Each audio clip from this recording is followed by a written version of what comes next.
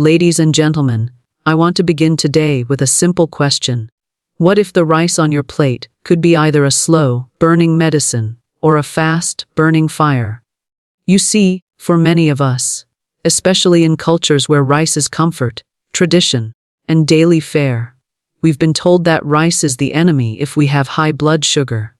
We're warned. Give it up. It spikes your glucose. It wrecks your metabolism.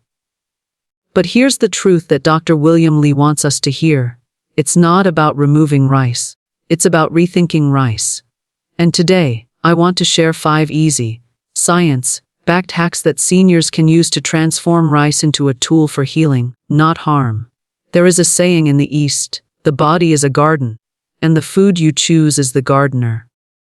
If the hands of the gardener are gentle and wise, the garden will bloom even in later years. But if we neglect the roots, no blossom can remain. Today, I invite you to pause and look at something that seems so ordinary. A bowl of rice, soft, white, simple. Yet within it lies both a quiet comfort and, if misused, a hidden imbalance. Rice, to many of us, is not just food, it is memory. The aroma rising from the kitchen, the laughter at the dinner table, the warmth of tradition passed down through generations. But as we age, the body becomes more sensitive to imbalance. What once gave us energy now may bring fatigue. What was once nourishment can, if taken in ignorance, become a silent cause of decline. Especially in the matters of blood sugar and gut health, we must learn that not all rice is created equal. The rice you choose is the first step in reshaping your health journey. Imagine standing before 2 roads. One leads to swift spikes in blood sugar, erratic energy, and sluggish digestion. The other leads to stability, gentleness in the body, and harmony in the gut. The difference between the two is not about whether you eat rice or not. It is about which kind you choose. Let us look first at what we have been told to fear: white rice. Polished, processed, and stripped of its natural fiber. White rice is like a person dressed in beautiful clothes but carrying nothing of substance. It digests quickly. Too quickly. And with that speed comes a spike. Your blood sugar rises fast, then crashes low. The body, especially in its later seasons, cannot endure such storms too often. It weakens the pancreas, exhausts your insulin response, and invites fatigue. But there is another kind of rice, one that still carries its outer layers, one that is dense with fiber and rich in color. Black rice, red rice, wild rice. These are not new inventions, but ancient grains. They are less popular, perhaps, because they do not yield to the tooth so easily. They make you chew. They take longer to cook. They demand patience. But within that patience lies the key. Black rice, often called forbidden rice, in ancient China, was once reserved only for royalty because of its healing qualities. It is rich in anthocyanins, natural pigments also found in blueberries, known to reduce inflammation, support blood vessels, and nourish the gut lining. When you eat black rice, it does not rush into your bloodstream like white rice. It enters slowly, like a guest who respects the house he enters. Similarly, red rice carries a rougher texture, but within it hides magnesium, manganese, and natural compounds that feed the beneficial bacteria in your gut. You see, when you eat whole, grain rice, you are not just feeding yourself. You are feeding the unseen kingdom within you, your microbiome. Trillions of tiny beings who dwell in your digestive tract. Depends on what you offer. Feed them refined starch, and the wrong colonies grow. Feed them fiber, rich grains, and harmony returns. In this way, your rice is not neutral. It is either a builder or a breaker, a silent helper or a silent thief. Now, let me share a story. In the mountains of northern Japan, there lives an elderly community known for its long life. One traveler once asked a local elder, aged 92, what his secret was. The old man smiled and said, "We eat brown rice, but we chew it like it's gold." It wasn't just the rice that mattered. It was the relationship with it. Whole, respected, unhurried. These are the teachings hidden in the grain. But even with the right rice, we can go one step further. And this is where the art of transformation begins. Modern science has recently caught up with what monks and traditional cooks have known through practice.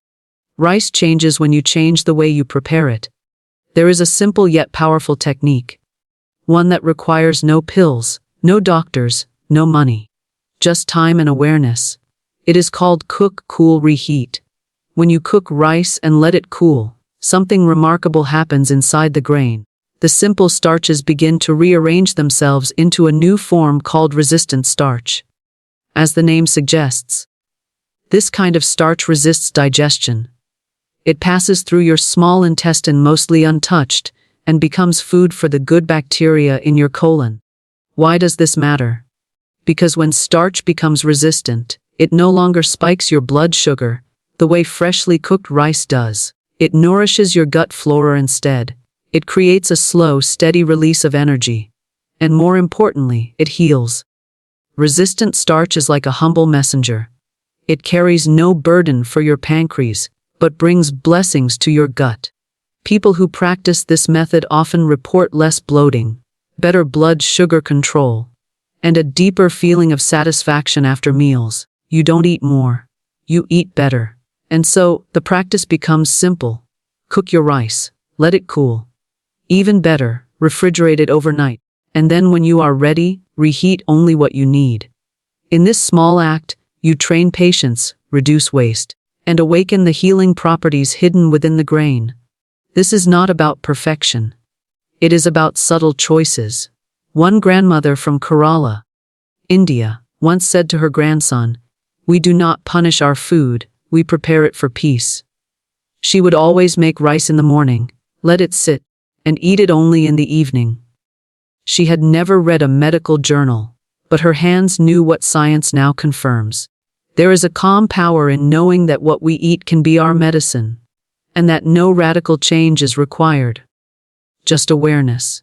Just small shifts done with care. Some may say, "But I've eaten white rice all my life. Must I now let go of what I love?" No, you must simply meet your rice again. Not as a habit, but as a choice. Can you learn to try black rice once a week? Can you practice cooling your rice before eating? Can you approach your plate with the quiet intention to heal, not just to fill? Our bodies, especially in the later years, speak softly. They do not cry out like they did in youth. But if we listen, truly listen, we will hear the message in our fatigue, in our digestion, in our breath after meals. That message often says, go slower, go wiser, go whole. The rice you choose is not just a grain, it is a mirror. It reflects how you treat your body, whether with haste or with harmony. In the way we select, prepare, and serve rice, this everyday act, we have the chance to return to balance. Not through fear, not through rigid diets, but through wisdom guided by calm observation. After all, even a small bowl, prepared with care, eaten with attention, and chosen with knowledge, can become a quiet medicine for the one who eats. Let us now continue the journey through the humble bowl of rice, turning to two practices that are both ancient and newly understood. How we combine rice with other foods, and how small additions like spices or acids can change how our body receives what we eat. These are not merely nutritional techniques.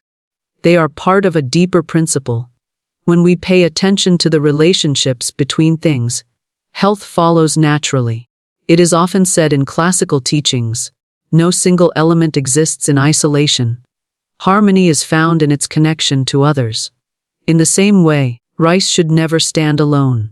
When eaten by itself, especially in soft, refined forms, it moves swiftly through the body. There is little to slow it down, no companion to help it travel gently. Blood sugar rises rapidly, and the energy it brings disappears just as fast. But the moment rice is paired with foods of fiber, color, and depth, its character changes. Let us begin with fiber. Fiber is not digested by the body in the way proteins and sugars are. It passes through, brushing the walls of the gut, slowing the absorption of other nutrients, and feeding the beneficial bacteria that line the intestinal walls. It is, in a way, the rhythm keeper. Rice, when paired with fibrous foods, begins to act more like a slow, steady stream rather than a crashing wave. Picture a simple plate, rice served with sautéed spinach, chickpeas, and a sprinkle of seeds. The chickpeas bring protein and dense fiber. The spinach contributes bitter compounds that assist the liver. The seeds add fats and minerals that regulate blood sugar. When eaten together, the body feels full, not heavy, but steady. This is not accidental. In many traditional kitchens, whether in Africa, Asia, or the Middle East, rice is never served alone. It is almost always accompanied by lentils, legumes, herbs, or fermented vegetables. Even without modern science, the wisdom of generations knew rice must be balanced. In balance, there is health. A man once asked a village elder why their people, though poor in material wealth, had such vitality in old age. The elder answered, "Because we eat with the knowledge that no ingredient is complete by itself." This awareness turns cooking into care and meals into medicine. But fiber is not the only element that helps us. The manner in which we eat matters just as much. Many people eat quickly, chewing little, distracted by television or thought. But if the food is consumed faster than the body can prepare for it, even the best combination will struggle to bring benefit. Slowness is the companion of digestion. Slowness allows the body to release enzymes, signals and hormones that prepare it for what is to come. When we chew properly, the body responds not in panic, but in rhythm. The rice, paired with fibrous foods and eaten with awareness, becomes a tool for blood sugar regulation, not a source of its disruption. Let us turn now to the subtle powers of spices and acids, quiet ingredients that shift the chemistry of digestion in profound ways. What we add to our food has always carried intention. In the old temples and healing kitchens, food was not just about sustenance. It was about alignment. And some ingredients, though used in pinches or drops, could direct the whole energy of the meal. Consider turmeric, a root of golden hue, used for thousands of years not only to flavor but to purify. When added to rice, just a small amount, often with a touch of black pepper, it brings an anti-inflammatory quality. It supports the joints, soothes the gut, and has been shown to improve insulin response. But more than that, it carries warmth. It signals the body to receive, to soften. One elder in the southern mountains once said, "If you cook rice without color, you cook it without soul." In her home, every pot of rice carried a yellow tint, from turmeric, and a deep fragrance of healing. Guests would eat slowly, and they would leave feeling lighter, not heavier. Then there is vinegar. Sharp, acidic cleansing, a drop or two of apple cider vinegar, or the tang of naturally fermented pickles, changes how the body processes starches. The acid slows digestion, steadies blood sugar, and prepares the stomach to absorb nutrients more completely. This is not a modern discovery. In traditional Korean, Chinese, and Japanese meals, pickled vegetables are nearly always served with rice. They are not decoration. They are balance. When you combine warm rice with a sour note, the body becomes more responsive, not reactive. The spike of sugar becomes a gentle curve. The digestive fire becomes calm and steady. Spices like cinnamon, fenugreek, mustard seeds, ginger. All of these carry unique roles in digestion. Some stimulate bile, some reduce sugar absorption, some warm the stomach and calm spasms. When chosen with thought, these tiny additions bring not only flavor, but instruction to the body. The lesson here is not to be afraid of rice. The lesson is to learn how to guide it. Rice is the river.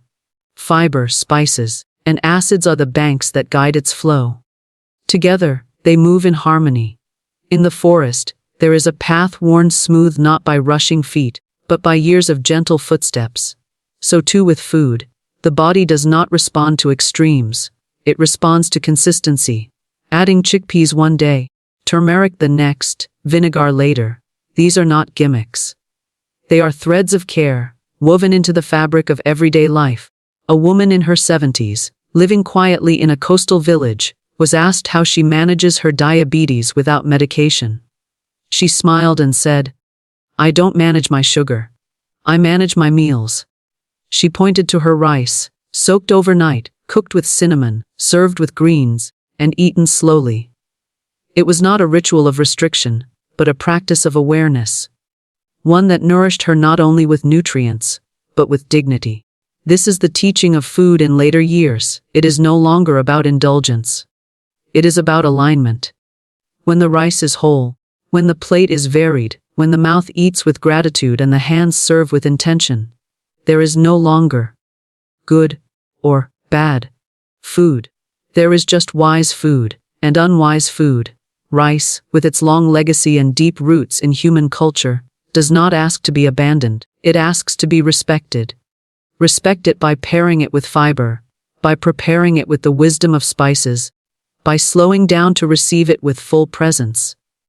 And in doing so, you will find that the same rice which once brought imbalance now brings steadiness. The same grain which once left you tired now leaves you clear. And the meal which once passed unnoticed now becomes a moment of healing. Dear elders and health seekers, the message today is not one of restriction, but of reimagination. Healing doesn't always require a prescription. Sometimes, it just requires a little wisdom on the plate. Let your rice be humble, whole, and helpful. Let it support your journey, not stall it, because your best health years are not behind you. They're being cooked, cooled, and reheated, starting now. Thank you.